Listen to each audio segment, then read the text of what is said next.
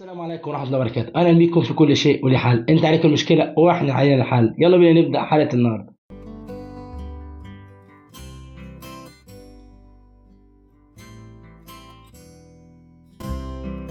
المشكلة من العدو معانا بتقول لو سمحت أنا بنتي مخطوبة من سنة لشاب بيشتغل في الكويت ودخله كويس ما شاء الله وعنده تمليك، بس لسه هيتجوز السنة الجاية في الصيف، على بال ما يكون شطب شقته وجاب الموبيليا لأنه لسه مشتري الشقة وخلصت كل اللي معاه.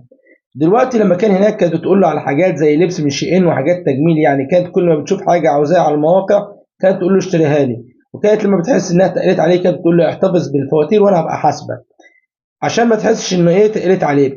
المهم ما تحسش برضه انها طمعانه فيه، وهو كان بيجيب لها فعلا لانها مش بتعرف تشتري من اللي بره مصر عشان مش بنعرف ندفع فلوسها بالفيزا عشان البلد منع الشراء اونلاين من بره مصر.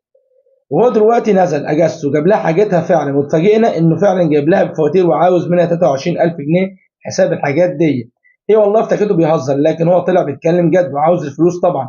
هي قالت له اجهزهم لك وهبقى اديهم لك، وكان هو عاوزها تقول له يعني هتدفعهم امتى بالضبط، بس قالت له ربنا يسهل، وهي متاثره قوي من الموقف ده وزعلانه منه متغيره معاه، وتقول ده بخيل وجلده ازاي يطلب مني 8 حاجات انا قلت له اني محتاجاها، مع العلم انه ما جابلهاش غير حاجات بسيطه هديه زي برفيوم وشوز وساعه وحاجات عاديه مش ماركات. فكنت عاوز رايكم، هل كده فعلا هو بخيل وما ينفعهاش بكره ده هيتعبها فيما بعد، ولا رايكم ايه؟ انا والله بهديها دايما عشان تديله فرصه ما تحكمش عليه بالبخل، وعشان ما تفكرش تسيبه لان دي تاني خطوبه ليها. مبدئيا كده هو حضرتك مش بخيل ولا حاجه، ان ده مش بخل، ولو راجل بخيل فعلا او زي ما انت بتقولي عليه، ده لو بخيل مش كان ما كانش هيقدر يجيب لكم الحاجه ولا يبعت الحاجه، ده ما هو يشتري حاجه غير لما ياخد فلوسها الاول عشان يضمن حقه، ده هو لو بخيل، بس هو كده مش بخيل. بص انا لازم اتكلم حضرتك بصراحه ومن غير زعل.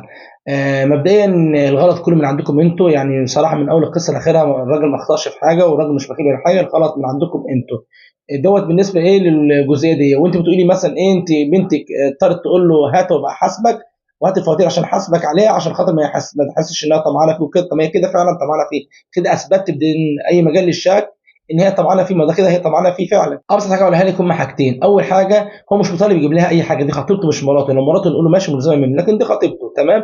والله هي شافت حاجه عجباها وحاجه عاوزاها المفروض تجيبها هي بفلوسها وتجيبها هي من خلالها هي. طول ما انا مش معيش الامكانيه، ما عنديش القدره الماليه ان اجيب الحاجه دي او ما عنديش امكانيه ان اعرف اجيب الحاجه دي، خلاص يبقى انا استغنى عنها احسن، لكن ما اقولوش هات لي الحاجه دي وبحاسبك عليها ولما اجيبها ازعل منه. تاني حاجه المسلمين عن شروط تعاقدهم، انت والله بنتك اتفقت معاه وقالت له يا فلان ابعت لي الحاجه دي وهات لي فاتوره وانا حاسبك عليها، وانتم من اساسكم في القصه يعني على كلامك انت ووصفكم ان هي ما كانتش ناويه تدفع، يعني هي بتقول لك الكلام دوت كده مثلا ايه من باب المجامله وخلاص، باب ان هي مثلا ايه ما تحسوش انها ايه طمعانه في كده. طب ما انت ما اتفقت معاه في الاول وانت زعلانه من الراجل ليه؟ ما انت اتفقت معاه قلت له هات وانا هحاسبك، فالراجل يعني تمشي على الاساس دوت فعلا جاب لكم حاجه ما قصرش، فالمفروض دلوقتي انتم طالبين تدفعوا له فلوسه. في نقطه ثانيه حضرتك مش واخده بالها منك، في حديث شريف بيقول الرسول صلى الله عليه وسلم ما اخذ بسيف الحياه فهو باطل، يعني انت حضرتك بتحرجيه عشان يجيب الحاجه وفي الاخر ايه لو هو حاسبك على الحاجه دي يبقى راجل وحش وبخيل. طب ما انت اللي حرجتيه من الاول، انت كده خدت الحاجه دي بسيف حياه، فيعني دي تاني نقطة، فالموضوع معاكي غلط، انت غلطانة وغلط الكبير. وبعدين حضرتك يعني 23,000 مبلغ كبير، انت ليه يعني مسلسلة موضوع 23,000؟ لا مبلغ كبير تمام. ومعلش يعني مش يعني الكلام ده مش هتكلموا حضرتك بخصوص، لا هتكلموا عام. يا جماعة ليه احنا من اغلبية الناس كده ما بتقدم لها شاب محترم وكويس مسافر بره وشغال بيشتغل بره وكده تمام، فبنبص له من نقطة ان هو مثلا شوية الفلوس او النفوس دي معاه سهلة وان هو قاعد على بنك، لا والله العظيم الناس دي بتتعب جدا، الناس دي بتشقى جدا، يكفي بس الغربه اللي هم بيتغربوا فيها بيسيبوا احبابهم بيسيبوا اهاليهم، يعني صدقوني الموضوع بيبقى صعب عليهم جدا.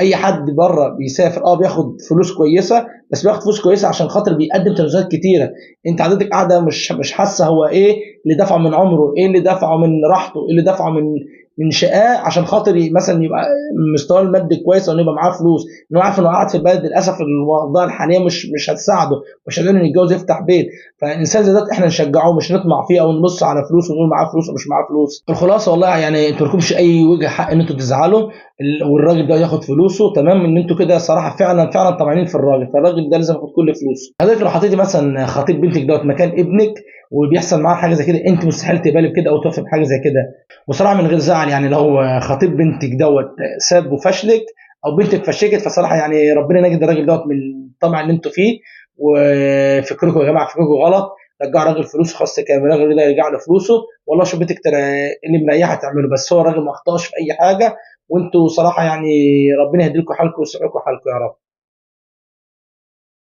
وفي النهايه اتمنى الحلقه كلها تعجبكم وتكونوا فكره في حل المشكله، ولو في اي حد بتواجه اي مشكله فما رضيتش وتواصل معانا وهيلاقي كل المعلومات اتصال بينا تحت في صندوق الوصف.